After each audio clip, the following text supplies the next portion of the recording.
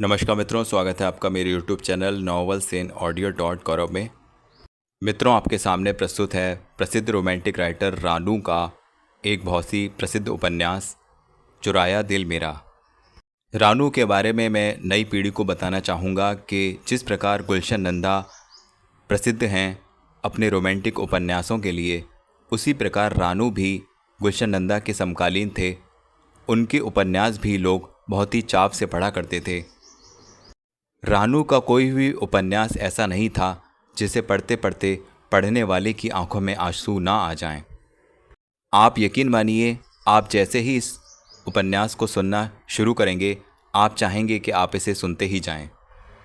अब तक रानू के हम कुछ उपन्यास अपने चैनल पर ला चुके हैं, जैसे फूलों की रानी, प्यासी शबनम, प्यासी नदी, और ये सभी उपन्यास आपने बहुत ही पसंद किए हैं। और ये तो आपको मालूम ही है कि हमारे चैनल पर गुलशन नंदा के भी कई उपन्यास आ चुके हैं, जैसे शगुन, मेहंदी, लक्ष्मण रेखा, मैली चांदनी, चंदन, सितारों से आगे, पतिता, कटी पतंग आदि। आप सभी सब्सक्राइबर्स का मैं धन्यवाद देता हूँ जो आपने इनको पसंद किया। इस चैनल को प्लीज़ और आगे बढ़ाएं। अपने जान पहचान में सभी को वीडियो शेयर करें, चैनल के बारे में बताएं। हमारे चैनल पर चंद्रकांता भी आया है।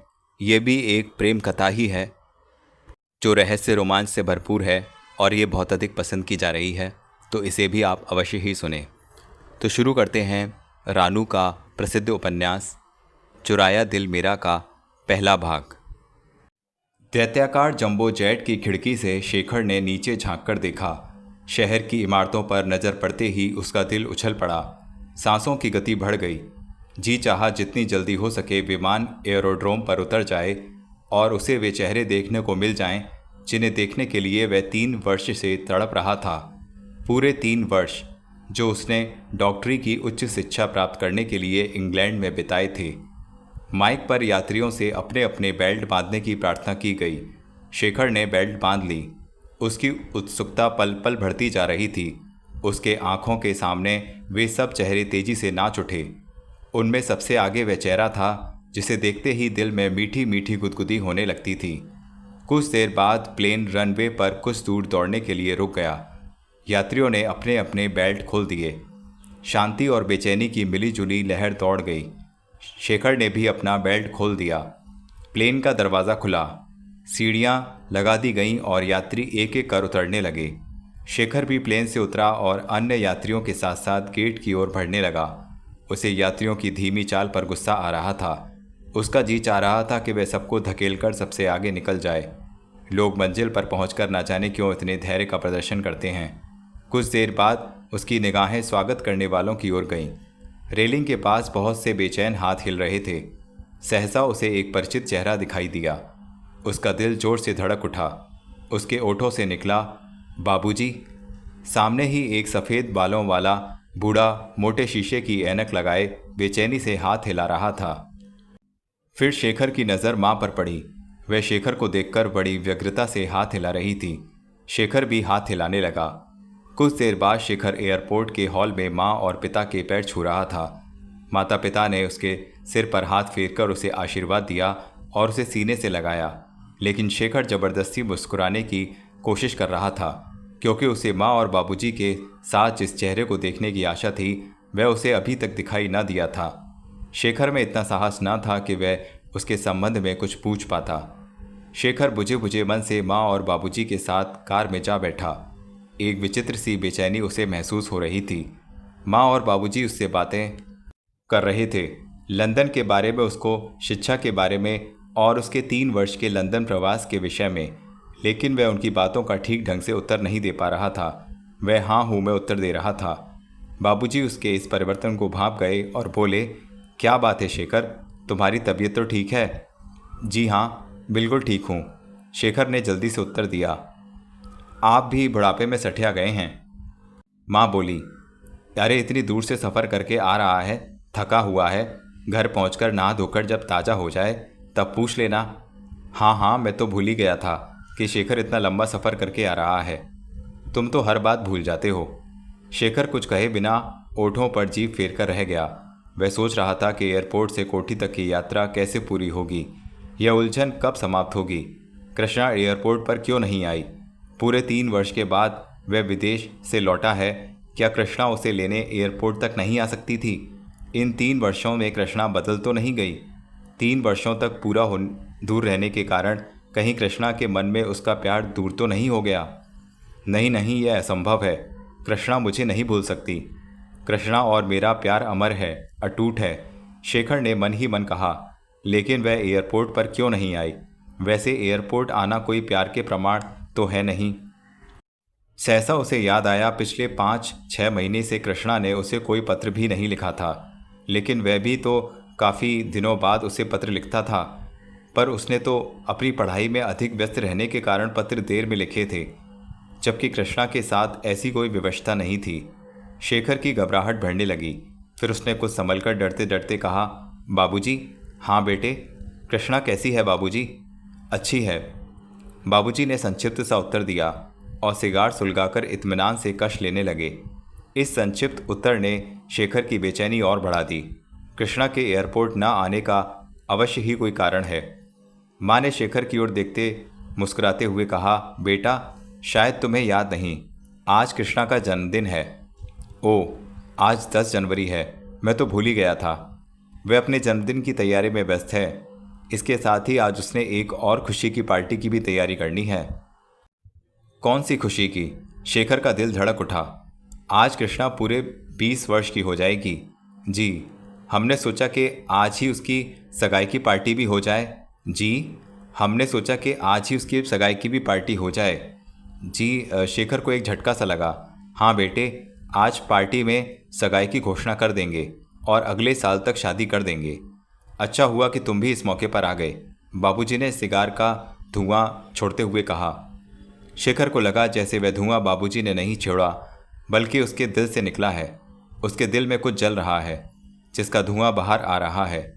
वह सोचने लगा, मैं तो सोच रहा था कि आज मेरे जीवन का सबसे बड़ा खुशी का दिन है, लेकिन यह दिन तो सबसे अधिक दुख का दिन सिद्ध हुआ। कृष्णा कैसे बदल गई? वह मुझसे क्यों रूठ गई? शेखर का दिल बार बार भर आता था। जी चाह रहा था कि वहीं उतर जाए, लेकिन ऐसा कैसे हो सकता था? माँ और बाबूजी ने ही उसे पाल पोसकर इतना बड़ा किया है। अगर वे उसे यह ना बताते कि वह उनका बेटा नहीं, उनके मित्र राम स्वरूप का बेटा है, तो वह उन्हीं को अपना माँ बाप समझता। उसे अपने पिता की सूरत तक याद नहीं थी। उसके पिता राम स्वरूप जी बाबूजी के गहरे मित्र थे। उसके जन्म लेते ही उसकी माँ का देहांत हो गया था, तो माँ जी ने ही उसे पाला था। और फिर जब उसके पिता का पत्नी के बिछुड़ने के दुख में हार्ट फेल हो गया, तो उसकी पूरी जिम्मेदारी ही माँ जी और बाबूजी पर आ पड़ी। माँ जी और बाबूजी ने शेखर को इस गलतफहमी में नहीं रखा कि वे उसके माता पिता हैं। फिर भी उनके प्यार में किसी तरह की कमी नहीं आई। वे उसे वैसा ही प्यार करते थे जैसे माँ बाप अपने बेटे को करते हैं। कृष्णा माँ जी और बाबूजी की सगी बेटी थी। बचपन से शेखर के साथ ही खेलकूद कर बड़ी हुई थी। दोनों झगड़ते भी खूब थे, लेकिन एक दूसरे को प्यार भी बहुत करते थे। और एक दुर्घटना में तो वे एक दूसरे के बिल्कुल निकट आ गए थे। दोनों एक ही कॉलेज में पढ़ते थे। कृष्णा बीए के अंतिम वर्ष में थी और शेखर एमएससी के अंतिम वर्ष में था। दोनों एनआरईसी के सदस्य थे। दोनों साथ साथ क्लब जाते थे। एक बार क्लब की ओर से पिकनिक का आयोजन किया गया। कॉलेज की बसें क्लब के सदस्यों को एक बहुत ही सुंदर पहाड़ी पर ले गईं। लड़के लड़कियां एक ही होटल में ठहरे। वे दिन भर आज़ादी से जहां जी चाहते वहां घूमते, लेकिन रात को अलग अलग कमरों में चले जाते। उसी पिकनिक के बीच एक दुर्घटना हुई थी। नाश्ते के लिए डाइनिंग हॉल में आने में शेखर को कुछ देर हो गई थी। जब वह डाइनिंग हॉल में पहुंचा तो सब लोग नाश्ता कर चुके थे। एक लड़के ने चिल्लाकर कहा, आओ लेट लतीफ़। हॉल में एक कहकहा गूंज उठा। शेखर भी उस बात के कहकहों में शामिल हो गया। फिर जब शेखर के सामने नाश्ते की प्लेट आई तो उसमें आमलेट ना था। उसने गुस्से से पूछा, इसमें से आमलेट कहाँ गया? एक लड़की ने कृष्णा की तरफ इशारा करके कहा, इससे पूछो। कृष्णा ने इत्मीनान से चाय पीते हुए कहा, मुझे क्या मालूम, लेट आओगे तो चीज़ें ऐसे ही गायब होती रहेंगी। बुरी बात है कृष्णा, जसपाल ने कहा। झूठ नहीं बोला करते, भगवान बुरा मानता है। क्या मतलब? शेखर ने जसपाल को घूरते हुए कहा। यार तुम्हारे आमलेट पर बर्फ़ जमने वाली थी, लेकिन आमलेट गर्म अच्छा लगता है और आइसक्रीम ठंडी। कृष्णा ने सोचा कि अगर आमलेट ठंडा हो गया तो तुम्हें अच्छा नहीं लगेगा। तो आमलेट कृष्णा ने खा लिया? शेखर ने गुस्से से कहा। नहीं, कृष्णा एक आमलेट से अधिक नहीं खा सकती। लड़कियों के लिए नॉर्मल डाइट ज़रूरी है, वरना मोटी हो जाती हैं। तो फिर आमलेट कहाँ गया? कृष्णा ने मुझे दे दिया। शेखर ने भिन्नाकर कृष्णा की ओर देखा। कृष्णा बराबर में बैठी हुई लड़की से बड़े इत्मीनान से बोली, क्यों जूली, डॉक्टर यही तो कहते हैं कि गुस्सा स्वास्थ्य के लिए हानिकारक है। बेशक। शेखर दांत पीसता हुआ नाश्ता करने लगा। ऐसा लगता था जैसे वह नाश्ता नहीं कर रहा था, बल्कि किसी की हड्डियां चबा रहा हो। सबने एक जोरदार कहकहा लगाया। कुछ सोचकर शेखर भी हंसने लगा। नाश्ते के बाद सब लोग डाइनिंग हॉल से निकले और ग्रुपों में बंट गए। शेखर झील में बोटिंग के लिए जाने वाले ग्रुप में शामिल हो गया। कृष्णा चाइना पीक जाने वाले ग्रुप में शामिल हो गई। जसपाल भी इसी ग्रुप में था। शेखर को यह बात अच्छी न लगी, लेकिन उसने कृष्णा से कुछ कहा नहीं। जब कृष्णा अपने कमरे की ओर जा रही थी तो जसपाल ने सीढ़ियों के पास उसे रोककर कहा, कृष्णा, तुम नाराज हो गई? मुझसे बात मत करो, कृष्णा ने कहा। मैंने तुम्हें आमलेट दिया और तुमने मेरा ही नाम ले लिया। मैं तो शेखर को चिढ़ा रहा था, तुम नाराज हो गई। कृष्णा बिना उत्तर दिए अपने कमरे में चली गई। जसपाल ने इत्मीनान से कहा, कोई बात नहीं, हम तुम्हें मना ही लेंगे। फिर वह गुनगुनाता हुआ अपने कमरे की ओर बढ़ गया। तभी शेखर ने अपने पीछे खड़ी दो लड़कियों को धीमी आवाज में कहते हुए सुना, लगता है कृष्णा की भी शामत आने वाली है। और क्या, बेचारी मीना आज तक सिर पकड़कर रो रही है। अपनी खूबसूरती का अनुचित लाभ उठाता है साला। राइडिंग चैंपियन भी तो है। उस दिन क्लब की वार्षिक राइडिंग प्रतियोगिता में जब भाग ले रहा था तो कृष्णा कह रही थी, घोड़े पर तो जसपाल बिल्कुल राजकुमार मालूम होता है। शेखर तेजी से अपने कमरे की ओर बढ़ गया। उसके दिल में एक अजीब सी बेचैनी पैदा हो रही थी। वह जानता था कि कृष्णा अल्हड़ है, जसपाल की चालों को समझ नहीं पाएगी। कृष्णा को शेखर से ना जाने क्यों चिढ़ थी। अगर शेखर उससे जसपाल के बारे में कुछ कहता तो वह जसपाल की ओर और भी अधिक तेजी से बढ़ जाती। यहाँ मांझी और बापूजी भी नहीं थे। कृष्णा की जिम्मेदारी उसी पर थी। शेखर अभी कुछ निर्णय न कर पाया था कि एक लड़के ने उसके कंधे पर हाथ रखकर कहा, क्या सोच रहे हो? चलो ना, सब लोग तैयार हो चुके हैं। एक आमलेट का क्या गम करते हो? मैं तुम्हें 10 आमलेट खिला दूंगा। शेखर उस लड़के के साथ बाहर आया, लेकिन वह बुरी तरह बेचैन था। अगर उसे मालूम होता कि कृष्णा चाइना पीक जाएगी तो वह भी उसी ग्रुप में शामिल हो जाता, लेकिन अब विवशता थी, ग्रुप बदलना कठिन था। वह लड़कों के साथ बोटिंग के लिए चला गया। उसे यही चिंता लग रही थी कि कृष्णा के साथ कोई दुर्घटना ना हो जाए। वह शाम को होटल में लौटे तो उसे पता चला कि चाइना पीक जाने वाले का ग्रुप अभी तक नहीं लौटा है। वह और भी चिंतित हो गया। कुछ देर बाद उसने अपना ओवरकोट पहना और कमरे से बाहर आ गया। गाइड ने पूछा, कहाँ जा रहे हैं साहब? कहीं नहीं, यूं ही जरा साहब, हिमपात शुरू होने वाला है।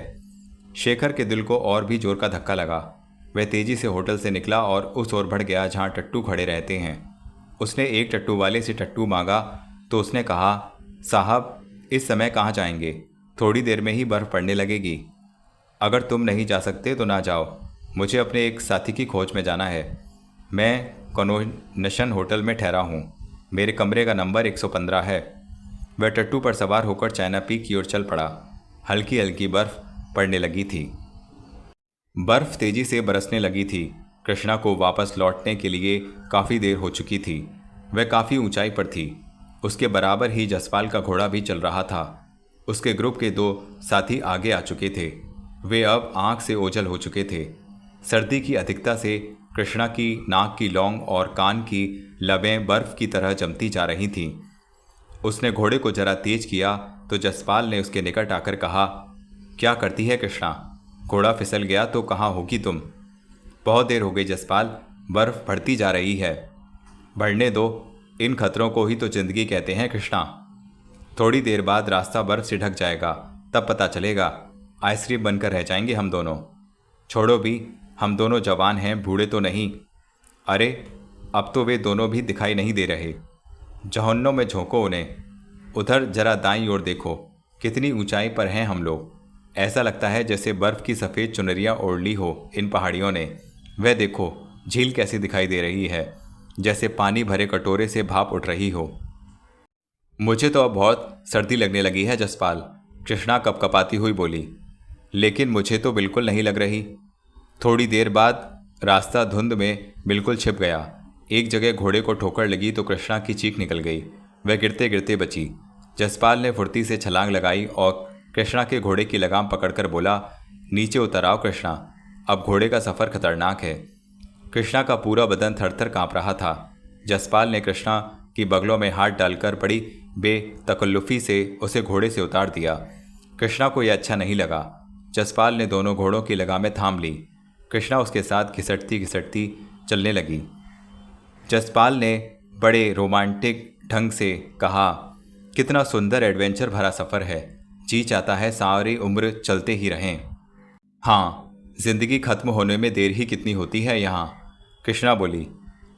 सच मानो कृष्णा, हम लोग शादी के बाद हनीमून मनाने यहीं आएंगे। ज़रूर आना, मैं तो लानत भेजती हूँ ऐसी जगह पर। तो क्या मैं अकेला हनीमून मनाने आऊँगा? क्या मतलब? हम दोनों शादी करेंगे ना? किस खुशी में? क्या हम दोनों एक दूसरे से प्यार नहीं करते?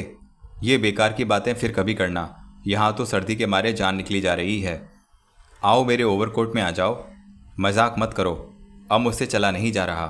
कोई जगह ढूंढो जहाँ घड़ी भर आश्रय लिया जा सके, कृष्णा ने थरथर कांपते हुए कहा। पास ही एक जगह है, मैं कई बार वहाँ जा चुका हूँ। एक जगह कृष्णा को ठोकर लगी तो जसपाल ने जल्दी से उसका हाथ थामकर कहा, संभल कर, जरा सी गलती हड्डियों को चूर चूर कर देगी। कृष्णा ने अपना हाथ छुड़ाना चाहा, लेकिन जसपाल ने उसका हाथ और मजबूती से पकड़ लिया। क्या बेवकूफ़ी है, मैं क्या तुम्हें खा जाऊंगा? जसपाल ने कहा। कृष्णा, नारी को हर कदम पर पुरुष के सहारे की आवश्यकता होती है। कृष्णा चुप हो गई। जसपाल कृष्णा को एक गुफा में ले गया। छोटी सी गुफा थी, लेकिन उसमें 10-12 आदमी बड़े आराम से बैठ सकते थे। कृष्णा थरथर काँप रही थी। जसपाल ने उसकी ओर मुड़कर देखा। तुम तो बुरी तरह से काँप रही हो, थरथरी बंद ही नहीं हो रही। आओ मैं तुम्हें गर्म कर दूं। जसपाल ने कहकर कृष्णा को अपनी बाहों में समेट लिया, किंतु कृष्णा घबराकर उसकी बाहों में से निकलने की कोशिश करने लगी। अरे अरे, यह क्या करते हो? क्या पागलपन है कृष्णा, यहाँ कौन देख रहा है? अरे छोड़ो मुझे, अगर नहीं छोड़ा तो, जसपाल ने शरारत से कहा।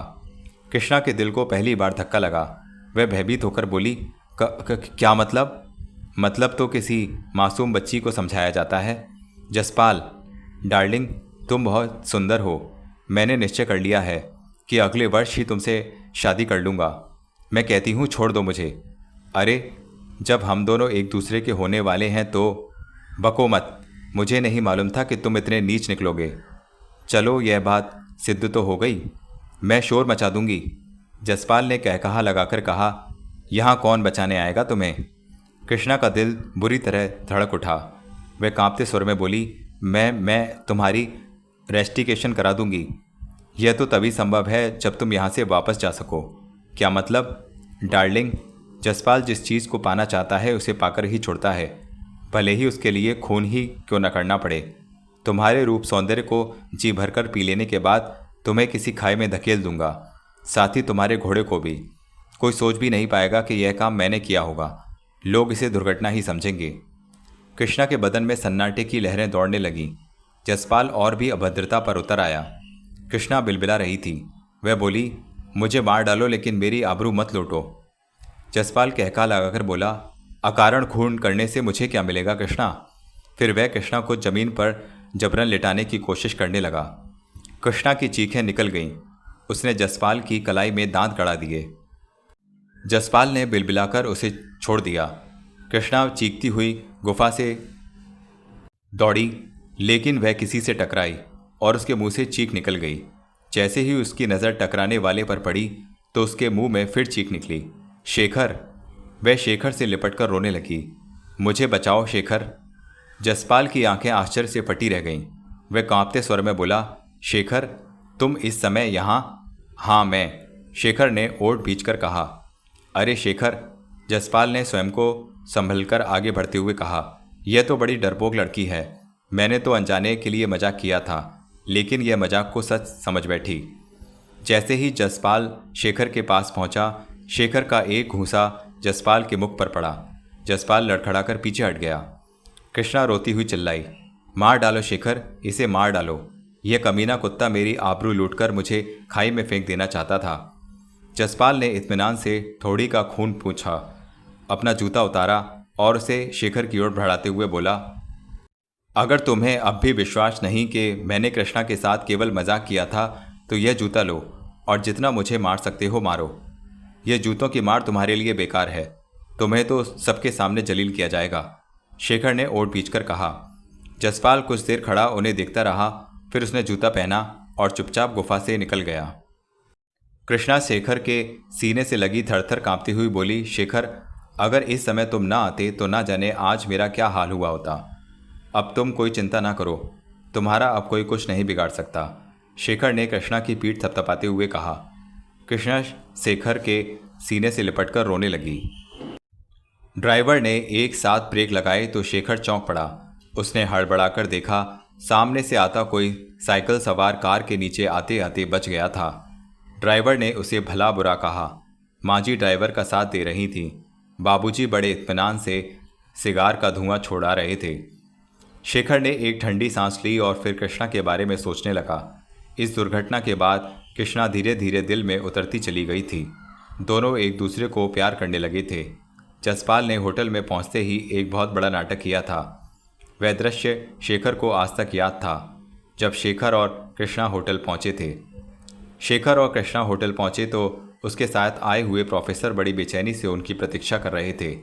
उन्होंने उन दोनों को देखकर कहा, शुक्र है तुम लोग आ गए, मैं तो गाइडों की एक पूरी टीम तुम्हारी खोज में भेजने वाला था। बर्फ रुकने के इंतजार में हमें देर हो गई, शेखर ने कहा।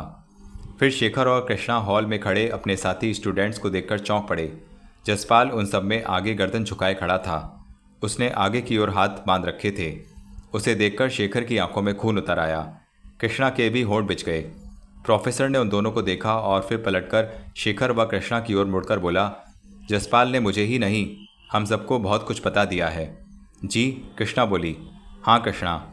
जसपाल गीता उठाने के लिए तैयार है कि उनकी नीयत में कोई खोट नहीं था, क्योंकि वह अक्सर शरारतें करता है। उसने तुम्हें डराने के लिए शरारत की थी, तुम उसे सच मान बैठी। जसपाल का कहना है कि अगर तुम्हें विश्वास ना हो तो तुम जो भी चाहो उसे सजा दे सकती हो। जसपाल आगे बढ़कर भर्राई हुई आवाज़ में बोला, विश्वास करो कृष्णा, मैं तुम्हें सिर्फ डरा रहा था। फिर भी अगर तुम मुझे गलत समझती हो तो तुम और सभी साथी मुझे जूतों से पीट सकते हो। तुम चाहो तो मेरा इन्वेस्टिगेशन करा सकती हो। कृष्णा कुछ न बोली, लेकिन उसके चेहरे से लग रहा था कि उसे जसपाल की बात पर कुछ कुछ विश्वास हो चला था।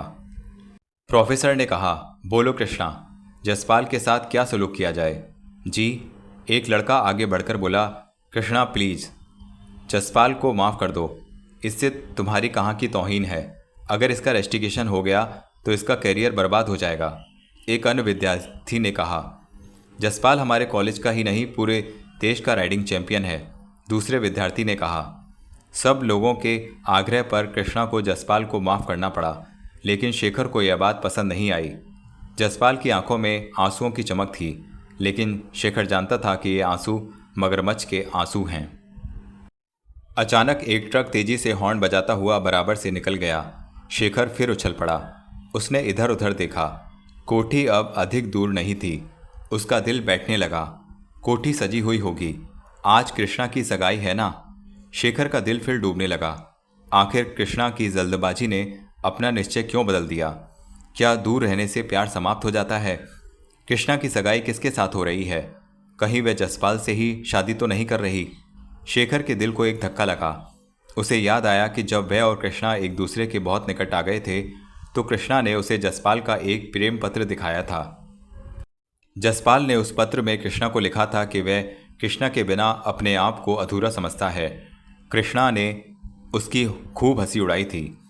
एक दिन कृष्णा को कॉलेज के गार्डन के अंदर एक कुंज में अकेला देखकर जसपाल ने उसके पैर पकड़कर माफ़ करने को कहा था और खूब रोया था। कृष्णा ने जब शेखर को यह घटना सुनाई तो वह जसपाल की इस हरकत से कुछ प्रभावित दिखाई दी थी। शेखर ने कहा था, कृष्णा, तुम जसपाल से नाटक को नहीं समझती। उसने तुम्हें पाने का निश्चय कर लिया है। वह किसी भी कीमत पर तुम्हें पाना चाहता है। ओहो, कृष्णा ने बड़ी उपेक्षा से कहा था। तुम्हें तो हर बात में षड्यंत्र ही दिखाई देता है। तो क्या तुम उसे सच्चा समझती हो? हो सकता है वह सच्चा ही हो। तो फिर जाओ, उसके प्यार का उत्तर प्यार से दो, लगा लो उसे गले से। शेखर उठकर जाने लगा तो कृष्णा ने उसका हाथ पकड़कर हंसते हुए कहा, सच कहते हैं मर्द बड़े शक्की होते हैं। बहुत अच्छे। क्या आंखों देखी बात में भी संदेह हो सकता है? आंखों देखी कौन सी बात? तुम यह समझ रही हो कि वह तुमसे सच्चा प्यार करता है, तो इसका मतलब यह थोड़ी ही है कि मैं भी उससे सच्चा प्यार करने लगी हूँ। शेखर, नारी अपने जीवन में केवल एक बार किसी को प्यार करती है और वह अधिकार मैं तुम्हें दे चुकी हूँ। कृष्णा शेखर के सीने से लग गई। शेखर के मन का संदेह मिट गया था। उसके बाद शेखर उच्च शिक्षा के लिए इंग्लैंड चला गया तो कृष्णा फूट फूट कर रोई थी। उसने वादा किया था कि वह उसकी प्रतीक्षा करेगी। तो क्या कृष्णा इस वादे को भूल गई? क्या जसपाल का जादू उस पर चल गया? क्या कृष्णा उसी के साथ विवाह कर रही है? क्या जसपाल ने ही जानबूझकर सगाई के लिए शेखर के आने का दिन निश्चय कराया है? जैसे जैसे कोठी पास आती जा रही थी, शेखर की बेचैनी बढ़ती जा रही थी। वह सोच रहा था कि वह कृष्णा की सगाई किसी दूसरे के साथ होते हुए कैसे देख सकता है। भले ही कृष्णा प्यार की उन घड़ियों को भूल गई है, लेकिन वह कैसे भूल सकेगा? ऐसी स्थिति में क्या वह इस घर में रह सकेगा? कुछ देर बाद कार कोठी के कंपाउंड में पहुंची तो बरामदे में जाकर रुक गई। शेखर मन पर एक बोझ लिए कार से उतर गया। माँ और बाबूजी भी उतर आए। नौकर लपककर उनके पास आ गए। उन्होंने शेखर को हाथ जोड़कर प्रणाम किया और जल्दी जल्दी सामान उतारने लगे, लेकिन कृष्णा दिखाई न दी। शेखर की बेचैन नज़र कृष्णा की खोज में इधर उधर भटक रही थी। कोठी बहुत सुंदर सजाई गई थी। शेखर का माँ और बाबूजी के साथ हॉल में पदार्पण हुआ। हॉल दुल्हन की तरह सजा हुआ था। छत में रंग बिरंगी बत्तियां लटक रही थीं। रंगीन बल्बों की झालरें थीं। गैस के गुब्बारे इधर उधर उड़ रहे थे। हॉल के बीचों बीच एक बड़ी सी मेज पर एक बहुत बड़ा और बहुत ही सुंदर केक रखा हुआ था, जिस पर क्रीम से ताजमहल बनाया गया था। शेखर ने बेचैन नज़रों से कृष्णा को ढूंढा, लेकिन वह उसे दिखाई ना दी। बाबूजी ने शेखर की ओर मुड़कर कहा, आओ शेखर, अभी तो कृष्णा का बर्थडे सेलिब्रेट होने में देर है, तब तक हम लोग बिलियर्ड खेलें। क्यों, तुम्हारा दिमाग सठिया गया है? माँ जी आंखें निकालकर बोली, अरे यह इतनी दूर से आ रहा है, नहा धोकर कपड़े बदले या तुम्हारे साथ बिलियर्ड खेले? ओफो, मैं बार बार भूल जाता हूँ। तुम जाओ बेटे, नहा धोकर कपड़े बदल लो। शेखर ने अपनी अटैची से कपड़े निकाले और बाथरूम की ओर बढ़ गया। वह बाथरूम से निकला तो कृष्णा की कुछ सहेलियां आ पहुंची थीं। शेखर को देखते ही वे उसकी ओर लपकीं। एक सहेली ने आश्चर्य से पूछा, अरे शेखर बाबू, आप कब आए? जी, बस अभी थोड़ी देर पहले ही आया हूँ। कमाल है, आप आज आने वाले थे, यह बात तो हमें कृष्णा ने बताई ही नहीं। शायद भूल गई होगी, शेखर ने फीकी सी मुस्कुराहट के साथ कहा। सहेलियां शेखर से लंदन प्रवास के बारे में पूछने लगीं। शेखर उन्हें बताता रहा, लेकिन वह सोच रहा था कि कृष्णा ने अपनी इन सहेलियों को अपनी बर्थडे और सगाई की पार्टी में बुलाया है, तो उसने मेरे आने के बारे में इन्हें क्यों नहीं बताया। एक लड़की ने कहा, शेखर बाबू, लंदन में रहकर तो आप बिल्कुल ही बदल गए हैं। वह कैसे? पहले से ज़्यादा सफ़ेद सुर्ख हो गए हैं, पहले से कहीं ज़्यादा सुंदर दिखाई देने लगे हैं। लेकिन आश्चर्य है, आप अकेले ही लौट आए, तो क्या किसी को साथ लेकर लौटता? हमने तो सुना है कि यहाँ से इंग्लैंड जाने वाला जब लौटता है तो उसके साथ गोरी मेम जरूर होती है। शेखर के ओठों पर फीकी सी मुस्कुराहट दौड़ गई। दूसरी लड़की ने चुटकी ली, कहीं भारत में ही किसी से अकेले लौटने का वादा तो नहीं कराए? शेखर के दिल पर एक घूंसा सा लगा। उसकी बेचैन नजरें फिर कृष्णा को ढूंढने लगीं। तभी एक लड़की चौंककर बोली, अरे कृष्णा, अभी तक दिखाई नहीं दी। सिंगार कर रही होगी। हाँ जी, आज बिजलियां जो गिरानी हैं। शेखर दिल पर एक बोझ लिए लड़कियों के पास से हटकर एक खंबे के पास जा खड़ा हुआ। मेहमानों की भीड़ बढ़ती जा रही थी, लेकिन उनमें शेखर का कोई मित्र न था। इससे स्पष्ट था कि उसके किसी भी मित्र को उसके आने की सूचना नहीं दी गई थी और सूचना देने वाली केवल कृष्णा ही थी। शेखर बुझे बुझे मन से खंबे के पास खड़ा सिगरेट के धीमे कश ले रहा था। अचानक एक लड़की ने कहा, वह आ गई कृष्णा। शेखर का दिल बहुत जोर से धड़क उठा। उसने सीढ़ियों की ओर देखा। कृष्णा धीरे धीरे सीढ़ियों से उतर रही थी। हल्के गुलाबी रंग की साड़ी, हल्का सा मेकअप लिए कृष्णा अप्सरा सी दिखाई दे रही थी। उसके ओठों पर बहुत ही आकर्षक मुस्कुराहट थी। आज से पहले वह इतनी सुंदर दिखाई न थी। कृष्णा का एक एक कदम शेखर के दिल पर एक एक मन भारी पड़ रहा था। उसके ओठों की मुस्कुराहट शेखर के मन की शांति को जलाकर खाक बनाती जा रही थी। उसका जी चाह रहा था कि वह कृष्णा को अपनी बाहों में ले ले और चिल्लाकर कहे, तुम मेरी हो कृष्णा, तुम्हारे इस अप्सराओं जैसे सौंदर्य पर केवल मेरा अधिकार है। मैंने वर्षों तुम्हारी पूजा की है, मैं तुम्हारे ऊपर किसी और का अधिकार न होने दूंगा। लेकिन शेखर कुछ न कह सका। जब कृष्णा शेखर के पास से गुजरने लगी तो उसने शेखर पर अजनबी जैसी एक उचटती नज़र डाली, मानो उसने शेखर को आज से पहले कभी देखा ही ना हो। शेखर की ओर बिना ध्यान दिए कृष्णा आगे बढ़ गई। शेखर का जी चाहा कृष्णा की गर्दन पकड़ ले और घमंड से अकड़ी गर्दन को दबाकर इन सुंदर ओठों की मुस्कुराहट को हमेशा हमेशा के लिए निष्प्राण कर दे। लेकिन शेखर कुछ न कर सका। कृष्णा अपनी सहेलियों के झुरमुट में मेज के पास पहुंचकर किसी बात पर कह लगाने लगी। शेखर वहीं खड़ा रहा। उसकी उंगलियों में दबी सिगरेट सुलगते सुलगते जब उसकी उंगलियों को जलाने लगी तो उसे होश आया। उसने जल्दी से सिगरेट फेंक दी और तेजी से अपने कमरे की ओर बढ़ने लगा। अचानक सामने से बाबूजी को आते देखकर वह ठिठक गया। बाबूजी ने उसका चेहरा ध्यान से देखा, फिर चिंतित स्वर में बोले, क्या बात है शेखर बेटे, तुम्हारी तबीयत तो ठीक है? जी हाँ, शेखर ने संभलकर कहा। नहीं, कुछ ना कुछ गड़बड़ जरूर है। आओ एक एक हाथ बिलियर्ड खेलें, दोनों ही खुश हो जाएंगे। बाबूजी शेखर का हाथ पकड़कर उसे बिलियर्ड रूम में ले गए। शेखर बेटे, जब से मैं रिटायर हुआ हूँ मुझे हंगामे बहुत अच्छे लगने लगे हैं। आओ, इसलिए मैं हंगामों से ज़्यादा दूर रहता हूँ। बाबूजी ने कहा। जी, हंगामे अच्छे लगते हैं और उनसे दूर भी रहने लगे हैं? शेखर ने आश्चर्य से पूछा। हाँ भाई, मेरा हमेशा से यही उसूल रहा है कि जो चीज़ अच्छी लगे उससे दूर रहो, ताकि अगर ज़रूरत पर वह चीज़ ना मिले तो दुख ना हो। बाबूजी ने स्टिक उठाकर खेल शुरू कर दिया। जब हम जवान थे तो एक लड़की से हमें प्यार हो गया था। हर घड़ी बस यही जी चाहता रहता था कि वह लड़की हमारे सामने रहे। जब वह हमारे सामने न होती तो हमें खाना पीना अच्छा न लगता। फिर हमने सोचा कि यह तो जीवन भर का रोना बन जाएगा।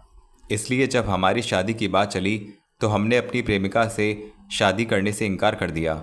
जी हाँ, और हमने एक ऐसी लड़की से शादी कर ली जिसे हमने पहले कभी देखा ना था। इसका परिणाम यह हुआ कि जब हम अपनी पत्नी को छोड़कर कहीं चले जाते थे तो हमें कोई परेशानी नहीं होती थी। फिर बाबूजी ने अपने जीवन के अनुभव बताने शुरू कर दिए, लेकिन शेखर का मन उनकी बातों में नहीं लग रहा था। उसका मन खेल में भी नहीं लग रहा था। उसका मन तो हॉल में पड़ा था। तब तालियों का शोर जोर से गूंजता तो शेखर सोचने लगता कि शायद जसपाल आ गया है। न जाने कैसे उसे विश्वास हो गया था कि कृष्णा की सगाई जसपाल से ही हो रही है। जसपाल के अतिरिक्त उसके प्यार पर डाका डालने की सामर्थ्य किसी और में नहीं है। अचानक तालियों का बहुत शोर गूंज उठा। न जाने क्यों शेखर को लगा जैसे ये तालियां जसपाल के स्वागत में बजाई गई हैं। तालियों की आवाज़ सुनकर बाबूजी भी तालियां बजाने लगे। तभी माची तेज़ी से वहां पहुंची और बाबूजी के हाथ से स्टिक छीनकर गुस्से से बोली, अरे मैंने तो तालियां बजाई थीं। माची ने शेखर की ओर मुड़कर गुस्से से कहा, शेखर बेटे, यह तो सठिया गए हैं, लेकिन तुम तो समझदार हो। वह माजी, चलो कृष्णा केक काटने वाली है। शेखर और बाबूजी माजी के पीछे पीछे हॉल में आ गए। शेखर को ऐसा लगा जैसे माजी उसे अपनी मोहब्बत के जनाजे में शामिल होने के लिए पकड़ लाई हैं। हॉल में पहुंचकर शेखर चुपचाप मेज के पास एक खाली जगह पर गर्दन झुकाकर खड़ा हो गया। उसने निश्चय कर लिया था कि वह कृष्णा की ओर नहीं देखेगा, ताकि उसे और भी अधिक दुख ना हो। कृष्णा ने केक काटा।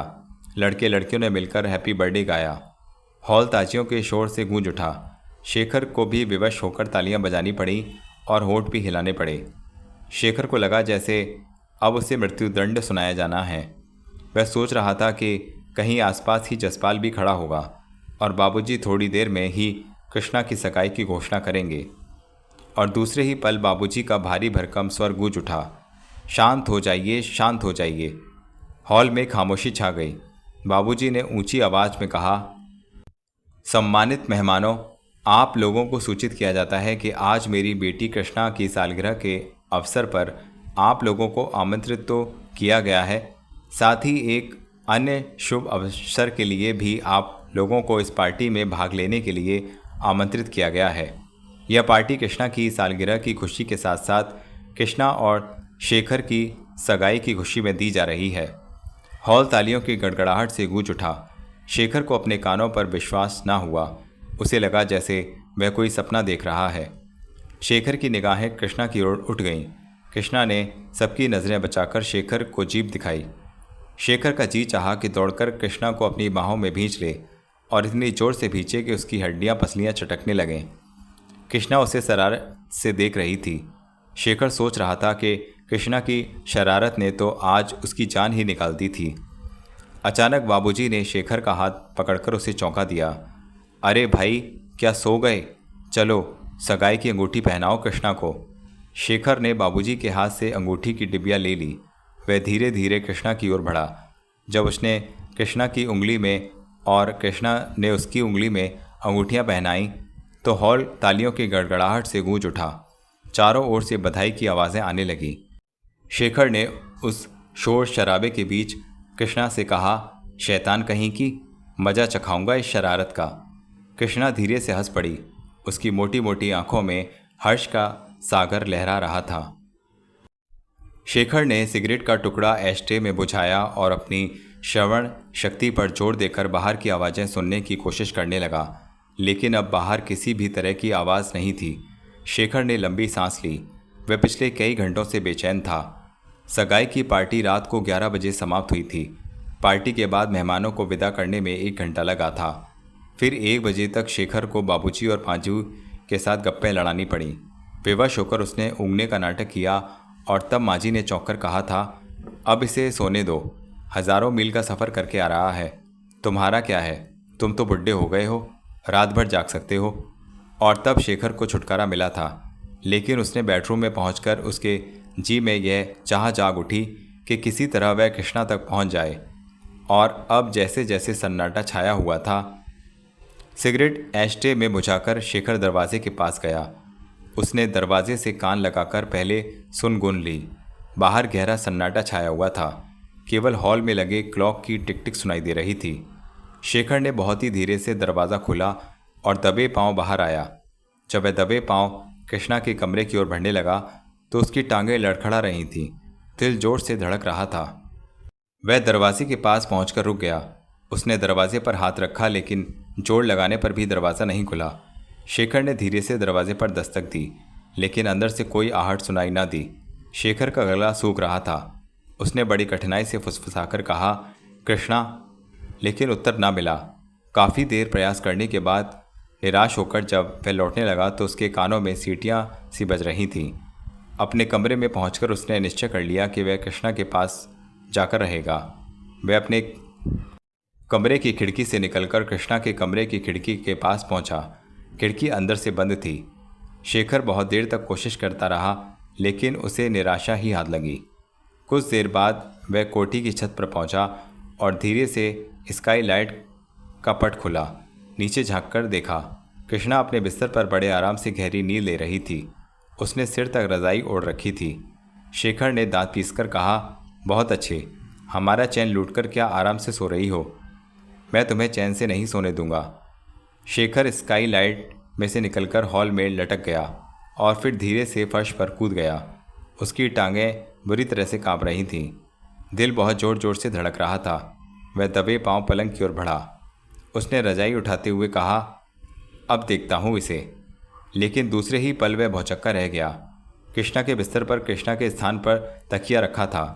शेखर आश्चर्य से बड़बड़ाया, ओह गॉड, कहाँ गई कृष्णा? उसने जल्दी से बिस्तर के नीचे झांका। पलंग के नीचे भी कृष्णा नहीं थी। उसने जल्दी से पर्दे के पीछे देखा। कृष्णा वहाँ भी नहीं थी। शेखर सन्नाटे में खड़ा रहा। अचानक उसके कानों में धीमी धीमी आवाज़ें टकराईं। वह बाथरूम के दरवाजे की ओर देखने लगा। फिर वह तेज़ी से बाथरूम के दरवाजे की ओर झपटा। उसने दरवाजे पर हाथ रखा। दरवाज़ा अंदर से बंद था। अंदर से कृष्णा के धीरे धीरे हंसने की आवाज़ आ रही थी। शेखर ने तेज तेज सांसों के साथ कहा, कृष्णा, ओ कृष्णा। कृष्णा ने हंसी रोककर पूछा, क्या है? दरवाज़ा खोलो तो बताऊं। दरवाज़ा नहीं खुलेगा। कृष्णा प्लीज़। बिल्कुल नहीं। आज तुम बेईमान दिखाई दे रहे हो। क्या तुम्हें मुझ पर विश्वास नहीं? बिल्कुल नहीं। तुम चाहो जिसकी सौगंध ले लो। अच्छा, खाओ मेरी सौगंध। मैं तुम्हारी सौगंध खाता हूँ। मैं कोई बेईमानी नहीं करूँगा। कृष्णा ने धीरे से दरवाज़ा खोल दिया और हंसती हुई सामने आ गई। शेखर सन्नाटे में खड़ा रह गया।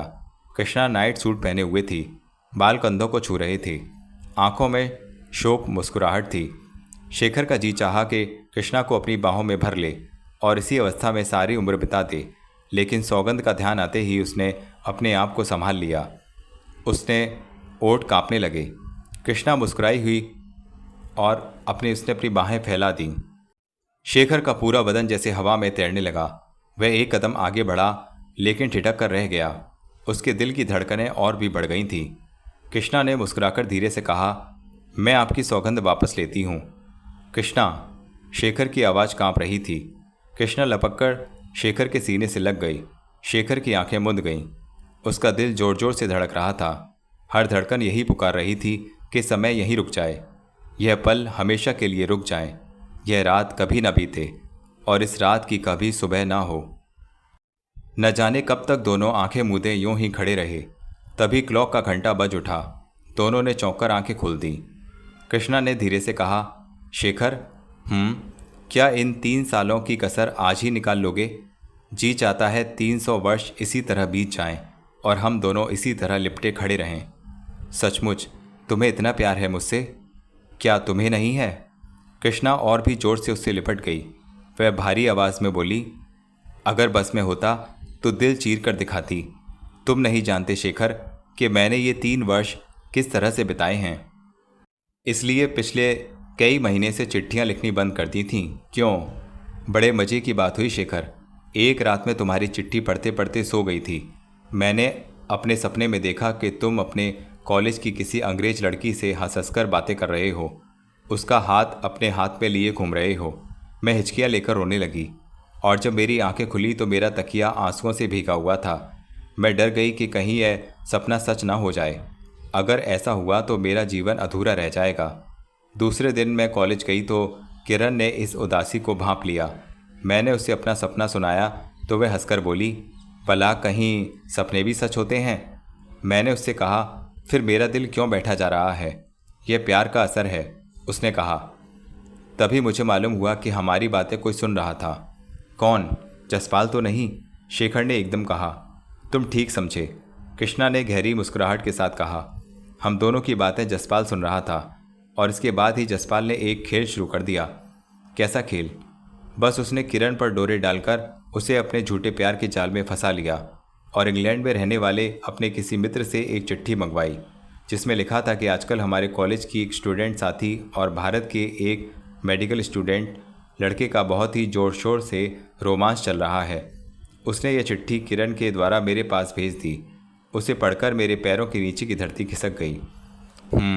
शेखर ने लंबी सांस ली और कहा, तो तुम्हें अपने शेखर के प्यार पर विश्वास न था? शेखर, प्यार करने वालों का दिल हमेशा बेईमान होता है।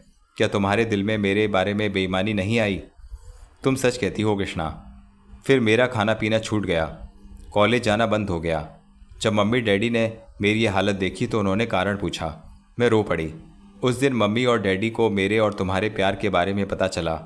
उन्होंने मुझे तसल्ली दी कि शेखर ऐसा नहीं कर सकता, लेकिन मेरा मन ना माना। उन्होंने किसी मित्र द्वारा तुम्हारे संबंध में छानबीन कराई। फिर मुझे बताया कि तुम्हारा संबंध किसी से भी नहीं है। फिर भी मुझे विश्वास ना हुआ। कुछ दिन बाद तुम्हारे आने की खबर मिली, ठीक उसी दिन जिस दिन मेरी सालगिरह थी। जब डैडी ने निर्णय किया कि अगर तुम अकेले ही आए तो तुम्हारे साथ मेरी सगाई कर दी जाएगी।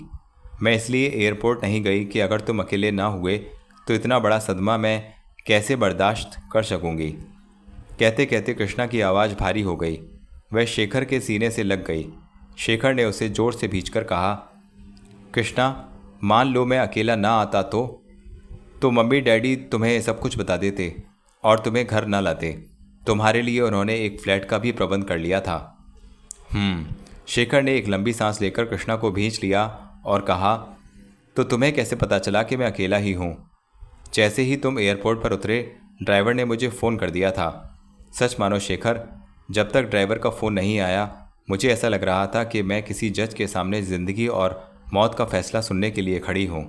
जब ड्राइवर का फ़ोन आ गया तो मैं खुशी से पागल हो गई। मैं समझ नहीं पा रही थी कि मैंने इतनी बड़ी खुशी कैसे बर्दाश्त कर ली। तो बात यहाँ तक पहुँच गई थी, शेखर बोला। तो उस कमीने जसपाल को क्या मिला तुम्हारे मन में बड़ी गलतफहमी पैदा करके? उसने मेरे करीब आने की कोशिश की थी, बड़ी हमदर्दी दिखाता था, पर मुझे उससे सख्त नफरत थी। एक दिन उसने मेरा रास्ता रोका तो मैंने उसके मुंह पर चांटा मार दिया। प्रोफेसर किशन लाल सब देख रहे थे। उसी दिन जसपाल का रेस्टिकेशन हो गया। इसके बाद वह कभी कॉलेज में दिखाई नहीं दिया। मेरे पीछे इतने बड़े बड़े कुल खिल गए, लेकिन तुमने जसपाल के अपराध का दंड मुझे क्यों दिया? मेरा इतना बुरा हाल तुम्हारे पत्र न मिलने पर नहीं हुआ जितना तुम्हारे एयरपोर्ट पर न पहुंचने से हुआ, और कोठी पर पहुंचकर तुम्हारे रवैये को देखकर तो मेरी जान ही निकल गई थी। मुझे रत्ती भर भी आशा नहीं थी कि तुम्हारी सगाई मेरे साथ होगी। फिर किसके साथ समझ रहे थे? जसपाल के साथ। जसपाल? कृष्णा ने घृणा से कहा। वह अगर देवता बनकर भी मेरे सामने आए तो मैं उसे ठोकर मार दूं। तुम नहीं जानते शेखर, मुझे जसपाल से कितनी घृणा है। और मुझसे? शेखर ने शरारत से पूछा। उत्तर देने की बजाय कृष्णा शेखर से लिपट गई। शेखर ने उसे बाहों में समेटते हुए कहा, इसका मतलब है तुम्हें मुझसे बहुत प्यार है। क्या सबूत दूं तुम्हें? इसलिए बिस्तर पर तकिया लेटाकर बाथरूम में छिप गई थी। शेखर ने कहा, तुम्हें मेरी आंखों में बेईमानी नजर आई थी? शरारत करने को जी चाहा था तुमसे? और अगर मेरे मन में सचमुच बेईमानी हो तो? शेखर ने अर्थपूर्ण मुस्कुराहट के साथ कहा। कृष्णा ने आंखें मूंदकर चेहरा ऊपर उठा लिया और धीरे से बोली, जब मेरी आत्मा तक तुम्हारी है तो तुम्हें रोकने का अधिकार ही कहाँ है? शेखर ने उसका चेहरा अपने हाथों में ले लिया। कृष्णा की आंखें मुदी थीं, लेकिन ओठ कांप रहे थे। शेखर ने धीरे से अपने ओठ बढ़ाए, लेकिन उसके ओठों के बजाय उसका माथा चूम लिया। कृष्णा, अगर तुम्हारी आत्मा मुझे मिली है तो तुम्हारा सब कुछ मेरा है, और जब सब कुछ मेरा है तो मुझे बेईमान बनने की ज़रूरत ही क्यों होगी? फिर भी हम दोनों के बीच एक गवाह की कमी है। वह गवाह है विवाह की वेदी, जिसकी 7 परिक्रमाएं हमें एक दूसरे से बांध देंगी। शेखर। कृष्णा शेखर से लिपटकर बोली, मेरे प्यार को पूरा पूरा विश्वास था तुम पर। सच मानो शेखर, अगर तुम अपनी नीयत खराब कर लेते तो मैं तुम में और जसपाल में कोई अंतर नहीं समझती, और यह समझती कि हमारा प्यार आत्मिक नहीं वासनात्मक है। कृष्णा।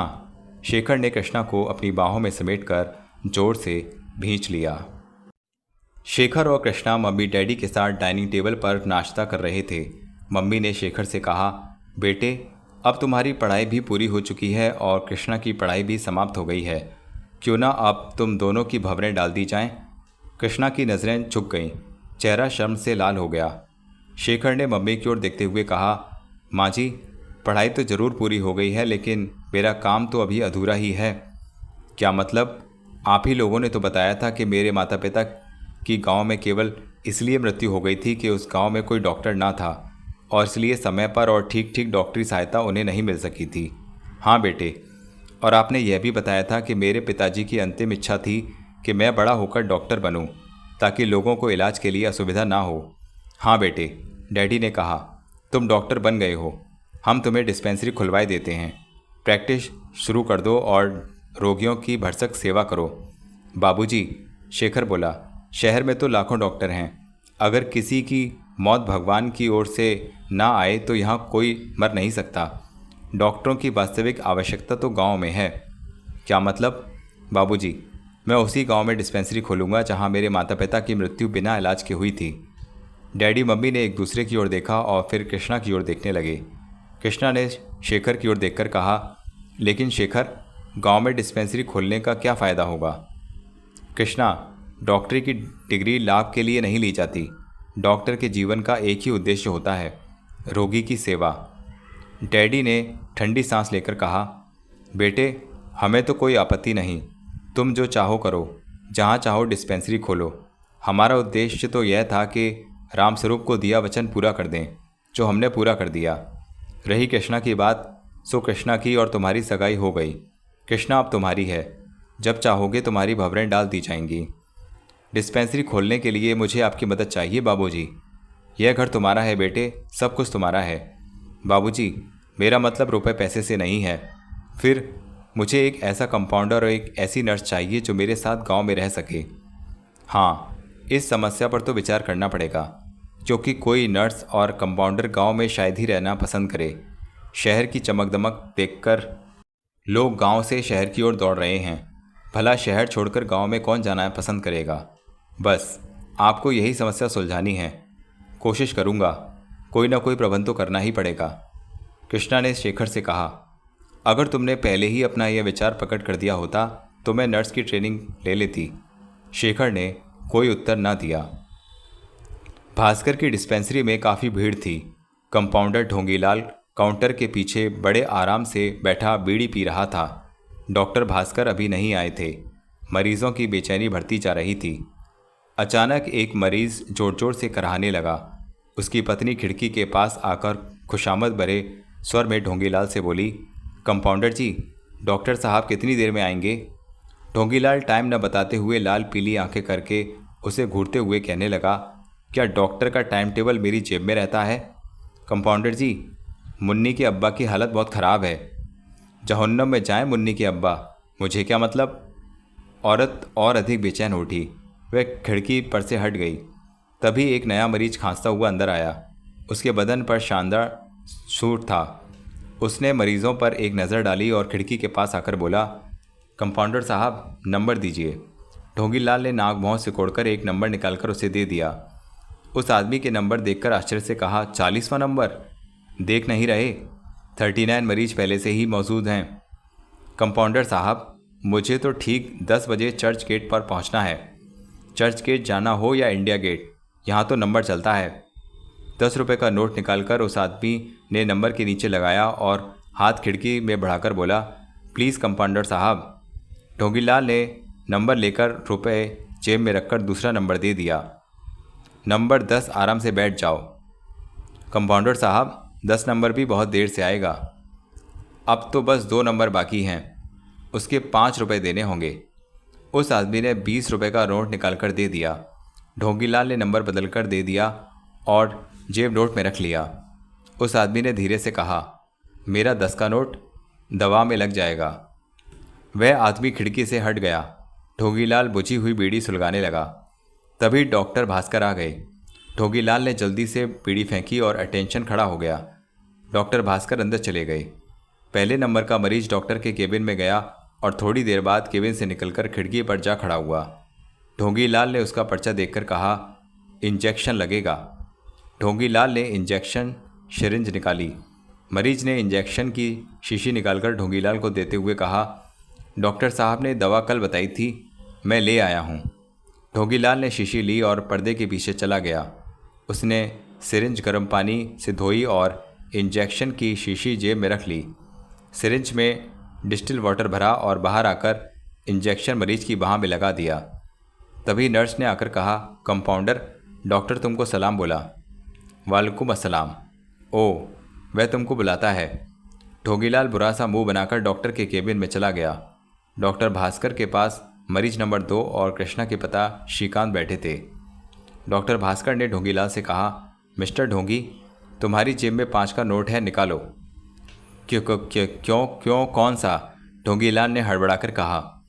इसलिए कि उस नोट पर मेरे दस्तखत हैं।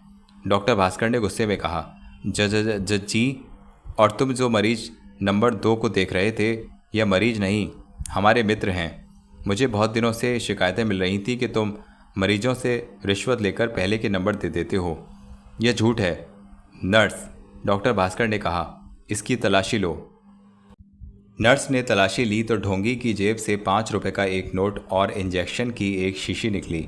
डॉक्टर भास्कर ने उस शीशी को लेकर ठंडी आह भरते हुए कहा, इसका मतलब कि यह शिकायत भी सही है कि तुम मरीजों के इंजेक्शन भी मार देते हो और उन्हें डिस्टिल वाटर का इंजेक्शन लगा देते हो। ढोंगीलाल का चेहरा सफ़ेद हो गया। डॉक्टर भास्कर ने गुस्से से कहा, हम चाहें तो तुम्हें इसी समय गिरफ्तार करा सकते हैं। नहीं नहीं सर, ढोंगीलाल ने हाथ जोड़कर गिड़गिड़ाकर कहा, माफ़ी चाहता हूँ सर, अब कभी ऐसी हरकत नहीं करूँगा। बको मत, तुम मरीज़ों की ज़िंदगी से खेलते हो। अगर कोई मरीज़ मर जाता तो उसका आरोप हमारे सिर आता। मैं माफ़ी चाहता हूँ डॉक्टर साहब। नर्स, पुलिस को फ़ोन कर दो। प्लीज़ डॉक्टर साहब। ढोंगीलाल ने जल्दी से ज़मीन पर बैठकर डॉक्टर भास्कर के पैर पकड़ लिए। मैं सौगंध खाता हूँ, अब कभी बेईमानी का कारण नहीं बनूंगा। मेरे 6 बच्चे हैं डॉक्टर साहब, अगर आपने मुझे गिरफ्तार करा दिया तो वे भूखे मर जाएंगे। 6 बच्चे? डॉक्टर आश्चर्य से बोला। तुम कहते थे कि अभी तक तुम्हारी शादी ही नहीं हुई। वह सर, ढोंगीलाल हकलाया। मैंने झूठ बोल दिया था, क्योंकि 6 बच्चों का नाम सुनकर मुझे कोई नौकरी पर रखने को तैयार नहीं होता। सब यही सोचते कि इतनी महंगाई के समय में इतने बच्चों के कारण कहीं मैं बेईमानी न करने लगूं। तो एक 420 और भी की थी तुमने। मेरे बच्चों पर रहम कीजिए डॉक्टर साहब, ढोंगीलाल गिड़गिड़ाया। अचानक श्रीकांत ने कहा, छोड़ दो भास्कर, इस पर नहीं तो इसके बच्चों पर रहम करो। अब यह कोई बेईमानी नहीं करेगा। लेकिन डॉक्टर ने कहा, मैं अब किसी तरह का खतरा लेना नहीं चाहता। मैं इसे पुलिस में नहीं दूंगा, लेकिन इसे नौकर नहीं रखूंगा। कोई बात नहीं, इसे नौकरी हम दे देंगे, श्रीकांत बोले। क्या मतलब? डॉक्टर भास्कर ने चौंक कर पूछा। भाई, मैं तुम्हारे पास इसलिए आया था कि शेखर लंदन से MBBS करके गांव लौट आया है और वह गांव में डिस्पेंसरी खोलना चाहता है। गांव में डिस्पेंसरी? डॉक्टर भास्कर ने हंसकर कहा। पागल तो नहीं हो गया शेखर? मैंने यह डिस्पेंसरी आज से 5 साल पहले खोली थी।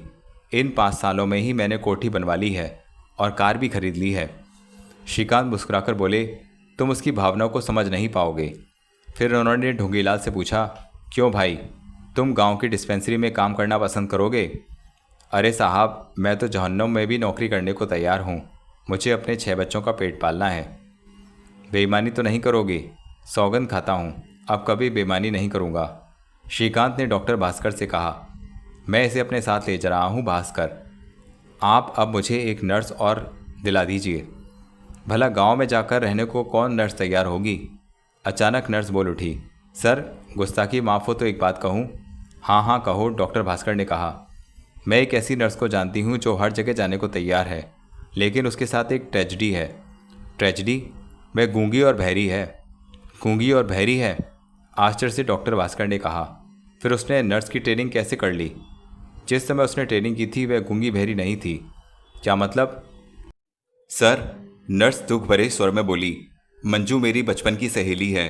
पहले वह गूंगी और बहरी नहीं थी, बचपन से ही उसमें सेवा की भावना थी। उसने यह सोचकर ही नर्सिंग की ट्रेनिंग की थी। उसने एक सरकारी अस्पताल में अपनी ट्रेनिंग के बाद नौकरी कर ली। वहाँ उसके साथ बड़ी जाती हुई। क्या हुआ? माफ़ कीजिए, मुझे शर्म आती है, लेकिन बताना भी ज़रूरी है।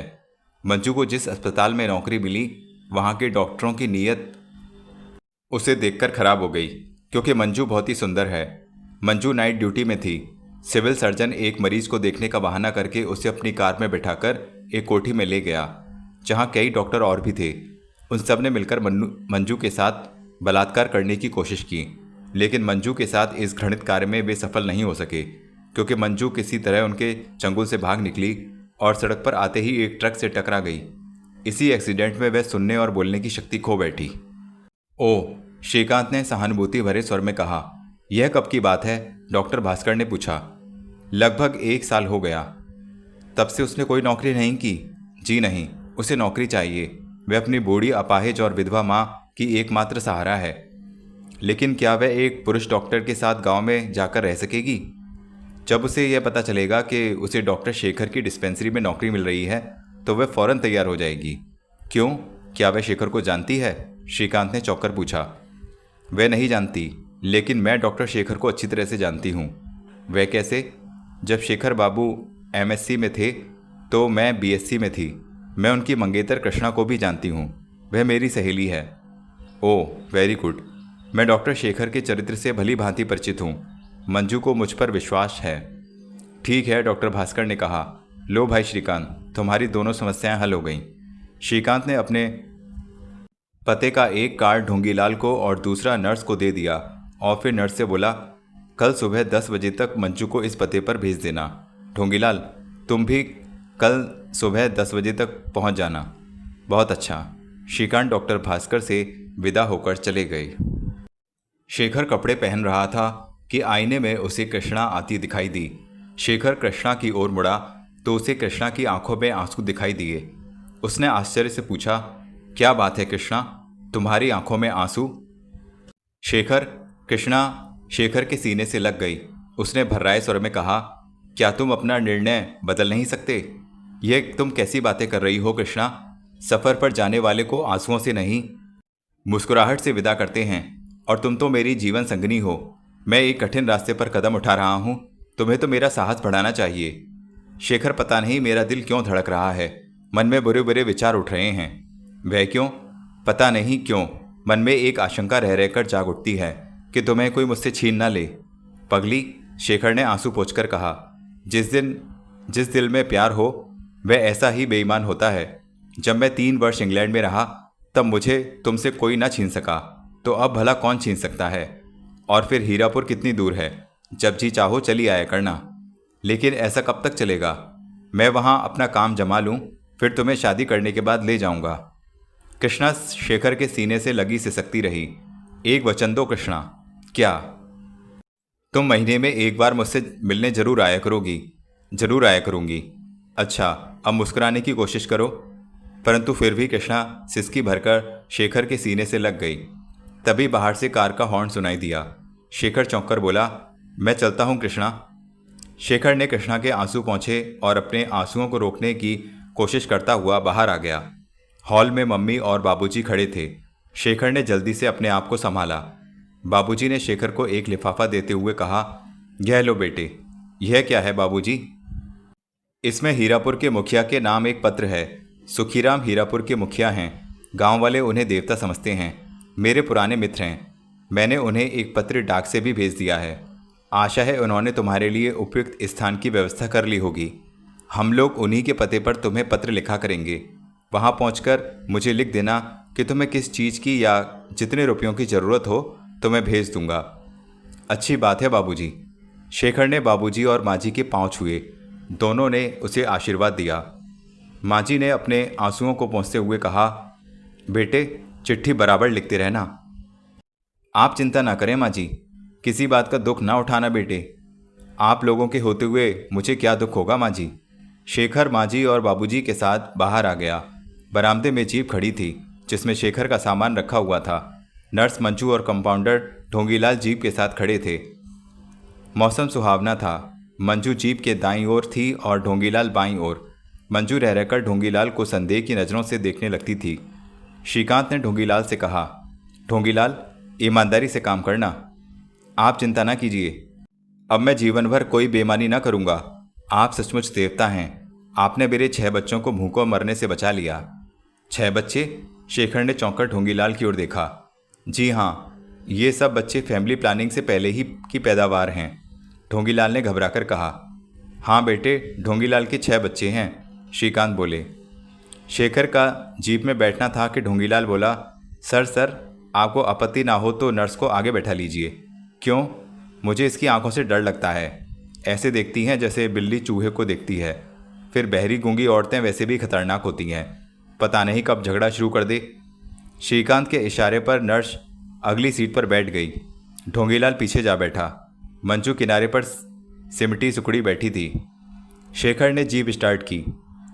जब जीप गेट पर मुड़ी तो शेखर ने बालकनी में कृष्णा को खड़े देखा।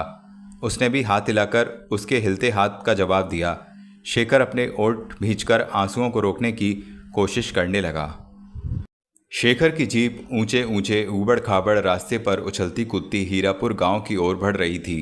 रास्ते को देखकर शेखर सोच रहा था कि जब रास्ते की यह अवस्था है तो गांव की हालत क्या होगी। पूरे बदन की चूलें हिल गई थीं। अगली सीट पर बैठी मंजू ने पिछली सीट मजबूती से पकड़ रखी थी। अगर वह अपनी कसावट जरा भी ढीली कर देती तो जीप से उछलकर नीचे गिर पड़ती। यही हाल पिछली सीट पर बैठे ढोंगीलाल का था। उसने एक हाथ से सीट पकड़ रखी थी और दूसरे हाथ से सामान को संभाला हुआ था। धूल से तीनों के कपड़े और बदन अट गए थे। ढोंगीलाल बार बार बुरा सा मुंह बना लेता था। फिर जब उससे बर्दाश्त न हुआ तो वह शेखर से बोला, डॉक्टर साहब एक बात बताएंगे? पूछो। क्या आपने सचमुच इंग्लैंड में डॉक्टरी की शिक्षा ली है? क्यों, तुम्हें संदेह हो रहा है? इसलिए कि इंग्लैंड जैसे साफ सुथरे देश में 3 वर्ष बिताने वाला ऐसे गांव में किसी भी हालत में जाना पसंद नहीं करेगा। शेखर धीमे से हंस पड़ा। ढोंगीलाल ने फिर पूछा, सच बताइए डॉक्टर साहब, आपको किसने सलाह दी थी गांव में प्रैक्टिस करने की? क्या तुम घबरा रहे हो गांव जाते हुए? अरे साहब, मेरे बदन की तो चूल चूल हिल गई है। गांव में पहुंचकर तुम्हें हर घड़ी जीप में ही थोड़े ही बैठे रहना पड़ेगा। अचानक जीप के पिछले दोनों पहिए एक गड्ढे में जा गिरे। वे तीनों जीप से गिरते गिरते बचे। शेखर ने उतरकर देखा, गड्ढा काफ़ी गहरा था। मंजू और ढोंगीलाल भी उतर आए। ढोंगीलाल ने पिछले पहियों को देखकर निराशा से सिर हिलाकर कहा, असंभव साहब, इस गड्ढे में से पहिया निकलना असंभव है। देखो, कोशिश करते हैं। शेखर और ढोंगीलाल ने पीछे से जोर लगाया, लेकिन फिर भी पहिए गड्ढे से ऊपर न उठ सके। दोनों पसीने से नहा गए। ढोंगीलाल ने हाँफते हुए कहा, बेकार है डॉक्टर साहब, हम लोग 10 दिन तक जोर लगाएं फिर भी पहियों को नहीं निकाल पाएंगे। शेखर ने माथे का पसीना पोंछा और जीप से पीठ टिकाकर खड़ा हो गया। शेखर की ओर देखकर ढोंगीलाल इधर उधर देखता हुआ बोला, अब क्या होगा साहब? किसी की मदद लेनी पड़ेगी, और अगर कोई इधर से न गुजरा तो? चिंता क्यों करते हो? अरे साहब, दिन ढलने वाला है, सुना है गांव देहातों में जंगली जानवर भी रहते हैं। ढोंगीलाल ने रुआंसी आवाज़ में कहा। घबराओ मत, मेरे पास बंदूक है। अरे साहब, जब तक आप बंदूक निकालेंगे मेरे 6 बच्चे अनाथ हो जाएंगे। शेखर ने ढोंगीलाल को कोई उत्तर न देकर सिगरेट सुलगाई। कुछ देर सोचता रहा, फिर घड़ी देखकर बोला, ठीक ही कहते हो, यहाँ रात बिताना ठीक नहीं है। तुम यहीं ठहरो, मैं अभी आता हूँ। आप कहाँ जा रहे हैं? हीरापुर। हीरापुर कितनी दूर होगा यहाँ से? होगा यहाँ से लगभग 1 मील। वह जो पीपल का पेड़ और मंदिर दिखाई दे रहा है, वहाँ से ठीक 1 मील है। अरे बाप रे, 1 मील जाने और लौटकर आने में तो बहुत देर लग जाएगी। शेखर ने मुस्कुराकर कहा। ढोंगीलाल, क्या तुम पहली बार गांव में आए हो? भगवान की सौगंध डॉक्टर साहब, मैं आज से पहले कभी किसी गांव में नहीं गया। तुम्हें बंदूक चलानी आती है? मुझे तो बंदूक की आवाज़ से भी डर लगता है। पकड़कर तो खड़े हो सकते हो, शेखर ने झुंझलाकर कहा। ढोंगीलाल ओठों पर जीभ फेरकर रह गया। शेखर ने जीप में से बंदूक निकालकर लोड की और फिर ढोंगीलाल की ओर बढ़ा दी। ढोंगीलाल कांप उठा। शेखर ने उसे घूरकर गुस्से से कहा, लो पकड़ो। ढोंगीलाल ने कांपते हुए हाथों से बंदूक थाम ली और रुआंसी आवाज़ में बोला, चल गई तो? नाल अपनी ओर मत करना और ट्रिगर को मत छूना। मंजू चुपचाप खड़ी देख रही थी। जब शेखर गांव की ओर जाने लगा तो मंजू के मुंह से अजीब प्रकार की आवाज़ निकली और वह झपटकर शेखर के सामने आ गई। शेखर ने पूछा, क्या बात है?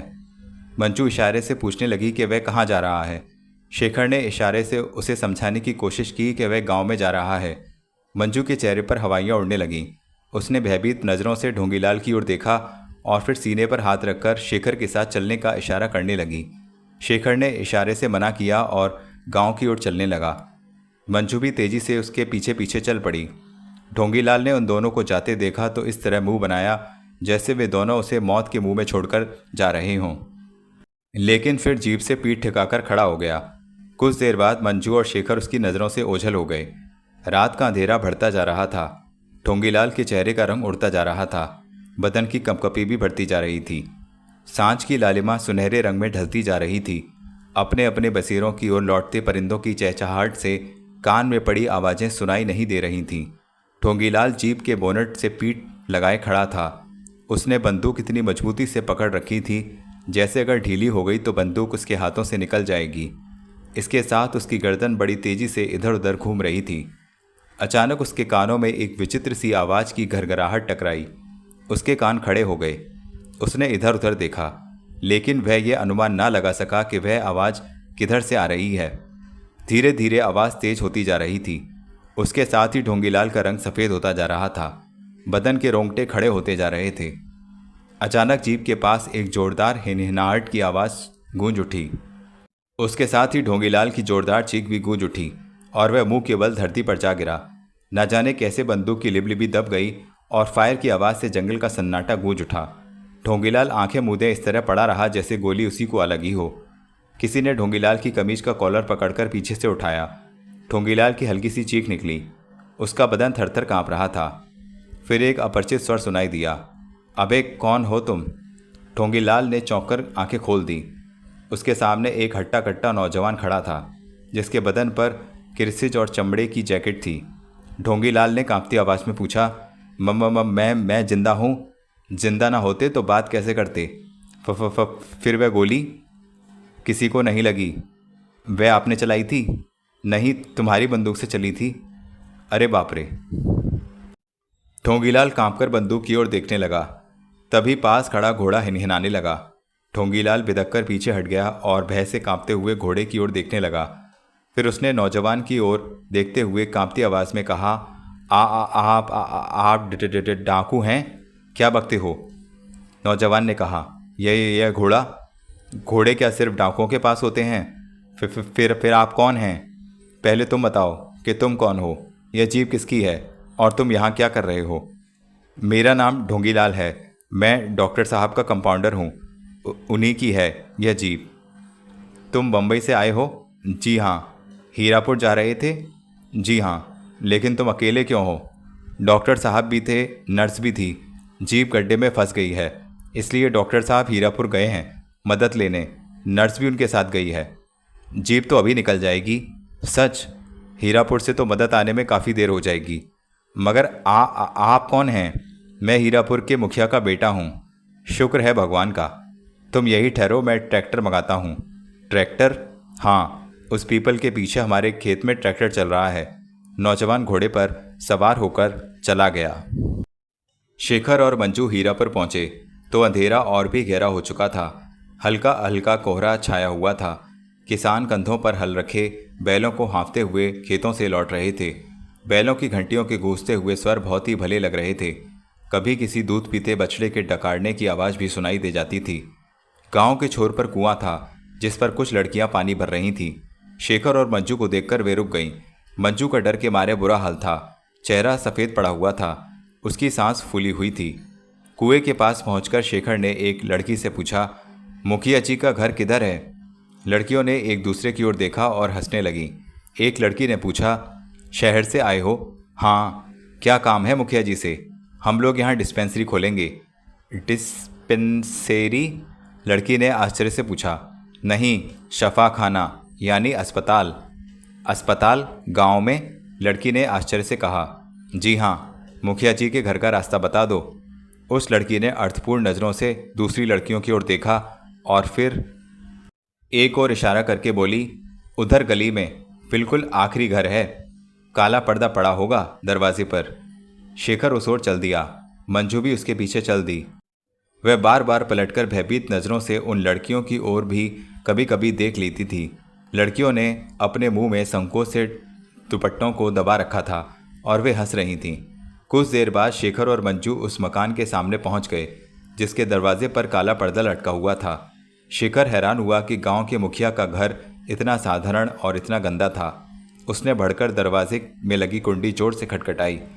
अंदर किसी ने जोर से खांसकर बलगम का पटाखा मारा और फिर भर्राई आवाज में जोर से बोला, कौन है? जरा बाहर आइए, शेखर ने ऊंची आवाज में कहा। आता हूँ। थोड़ी देर बाद एक दुबला पतला लंबा बूढ़ा आदमी बाहर आया। उसका रंग काला था, सिर पर पगड़ी थी। काले रंग का तंग मोहरी का पायजामा, काले रंग का कुर्ता और बंडी पहने हुए था। उसके हाथों में हुक्का था। थोड़ी और गालों के सफ़ेद बाल अजीब से लग रहे थे। उसने शेखर और मंजू को बारी बारी से घूरा और फिर शेखर से बोला, हाँ बोलो, क्या तकलीफ़ है तुम्हें? क्या आप ही इस गांव के मुखिया हैं? मुखिया?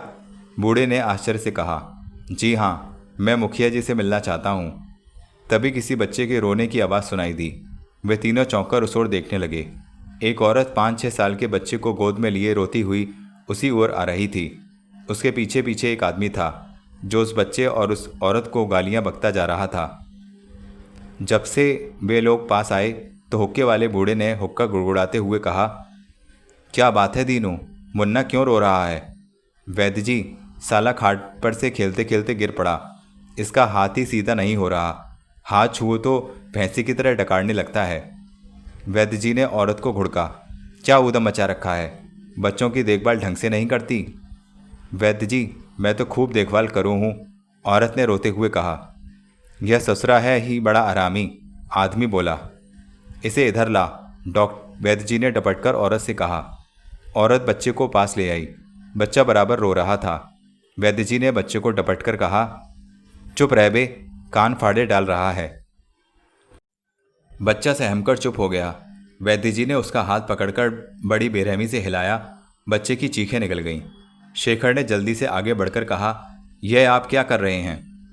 चुप रहो जी, वैद्य जी ने शेखर को डांट दिया। फिर औरत से बोले, अंदर ले चल इसे, साले की हड्डी खिसक गई है, लेप लगा देता हूँ, चढ़ जाएगी। औरत अंदर जाने लगी तो शेखर ने उसे रोककर कहा, ठहरो बहन जी। औरत रुक गई। वैद्य जी ने पलटकर शेखर को खूंखार नज़रों से घूरा और घुर्राकर कहा, क्यों रोका जी तुमने? वैद्य जी, शेखर ने बड़ी नरमी से कहा, आप देख नहीं रहे बच्चे को कितनी तकलीफ है? फिर बच्चे की कलाई की हड्डी टूट गई है।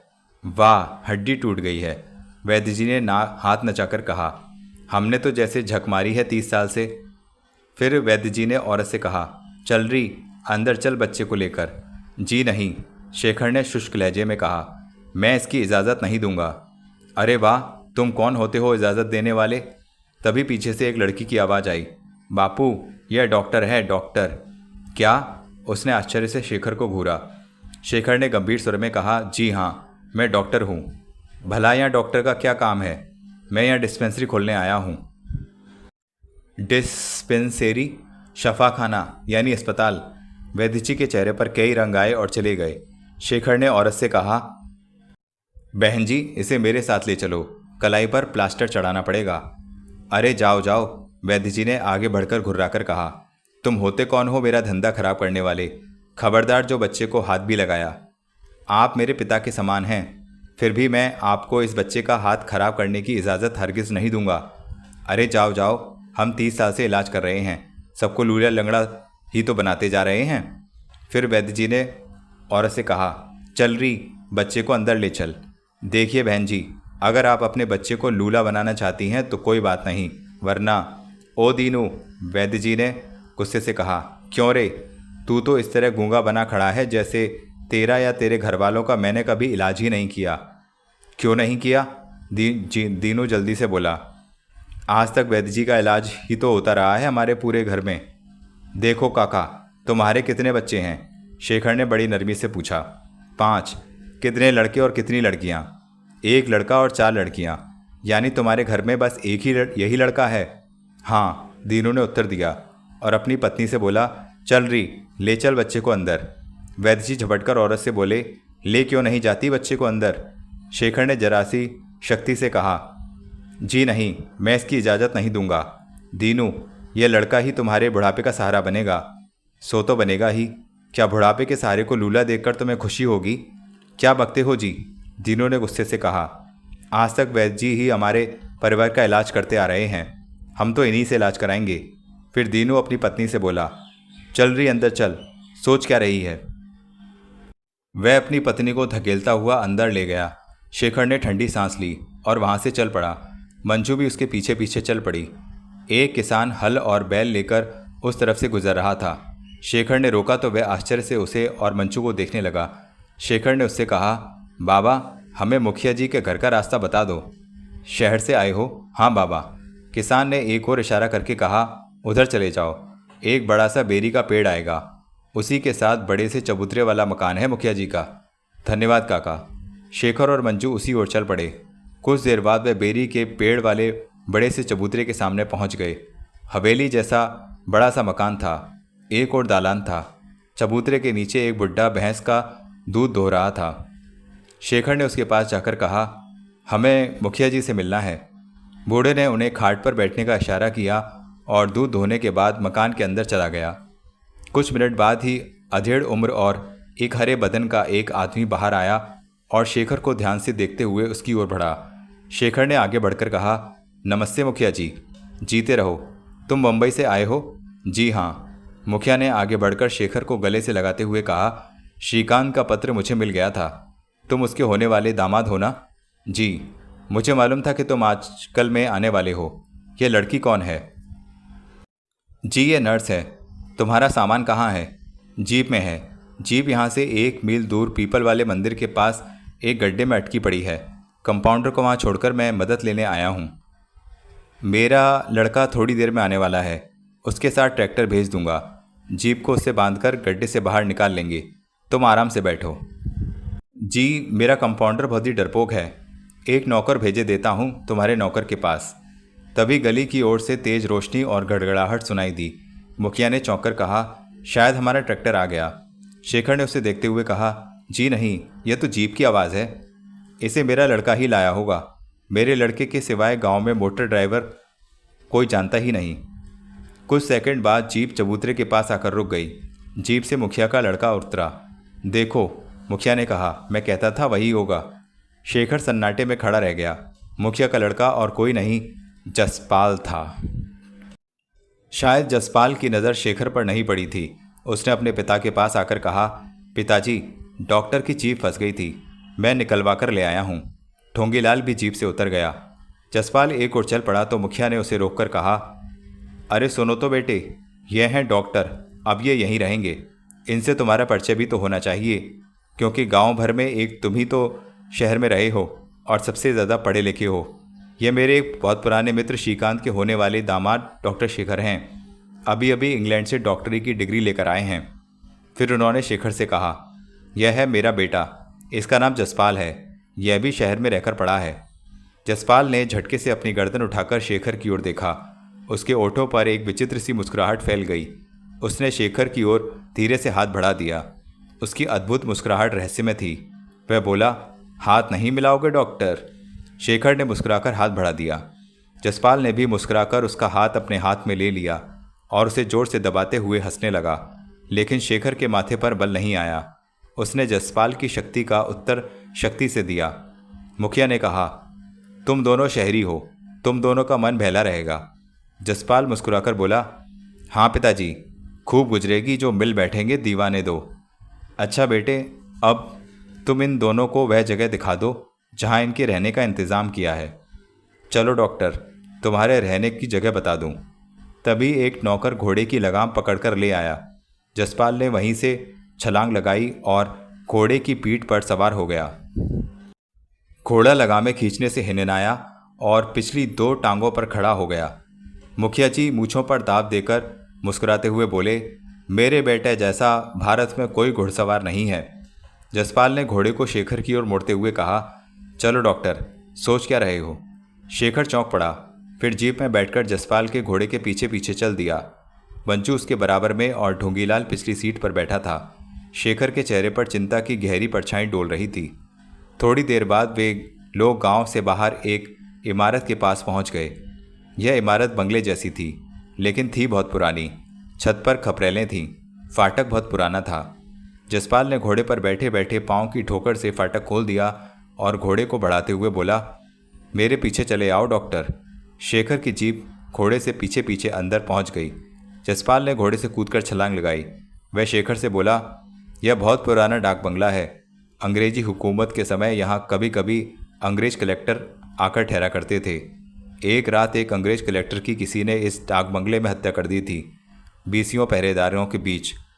जसपाल ने कहा और हंसने लगा। फिर बोला, तुम्हारे पास टॉर्च होगी? शेखर ने सामान में से टॉर्च निकालकर दे दी। जसपाल ने टॉर्च लेकर आगे बढ़ते हुए कहा, मेरे पीछे चले आओ शेखर, अंदर रोशनी का इंतज़ाम है। शेखर उसके पीछे पीछे चल पड़ा। मंजू और ढोंगीलाल बाहर ही रह गए। अंदर पहुंचकर जसपाल ने एक बड़ा सा कैरोसिन लैंप जला दिया। लैंप की रोशनी चारों ओर फैल गई। जसपाल ने कहा, रोशनी में बंगले को अच्छी तरह देख लो। क्यों? इस बंगले में 4 कमरे हैं। एक तुम्हारे लिए ठीक करा दिया है। सामने वाला कमरा मरीजों को देखने के लिए है। बाकी 2 कमरों में तुम्हारी नर्स और कंपाउंडर रह सकते हैं। बाहरी बरामदा मरीजों के बैठने के काम आ जाएगा। जसपाल ने पूरा बंगला दिखा दिया। मैं अब जा रहा हूँ, तुम लोगों के लिए खाने पीने का सामान भिजवा देता हूँ। जसपाल दरवाजे की ओर बढ़ा तो शेखर ने कहा, सुनो जसपाल। जसपाल ठिठक कर रुक गया। कहो। मैं यहाँ डिस्पेंसरी खोलने आया हूँ। जसपाल, तुम मेरे मुकाबले में प्यार की बाजी हार चुके हो।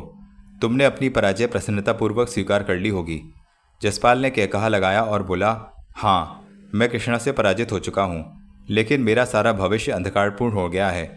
MSc और DSc करने के बाद और राइडिंग चैंपियन होते हुए भी इस उजाड़ गांव में पड़ा हुआ हूँ। शेखर कुछ न बोला। जसपाल ने मुस्कुराकर कहा, मैंने कृष्णा से हार मानी है, तुमसे नहीं। मेरी और तुम्हारी लड़ाई का आरंभ तो उस दिन हुआ था जिस दिन मुझे तुम्हारी और कृष्णा की सगाई का समाचार मिला था। जसपाल चल पड़ा। जब वह दरवाजे पर पहुंचा तो सहसा पलटकर बोला, लेकिन जसपाल को गिरा हुआ दुश्मन ना समझना। मैं इस सुनसान बंगले या आसपास के सुनसान जंगल में तुम पर पीछे से वार नहीं करूंगा, जसपाल ने कहा और तेजी से बाहर निकल गया। शेखर सन्नाटे में खड़ा रह गया। तो मित्रों, इस प्रकार चुराया दिल मेरा का पहला भाग समाप्त हुआ। आशा करता हूँ आपको ये कहानी अवश्य पसंद आ रही होगी। तो चैनल जल्दी से सब्सक्राइब कर दीजिए यदि सब्सक्राइब नहीं किया है तो, और वीडियोस को लाइक भी कीजिए, शेयर कीजिए और कमेंट में हमें बताइए कि आपको कहानी कैसी लग रही है। धन्यवाद।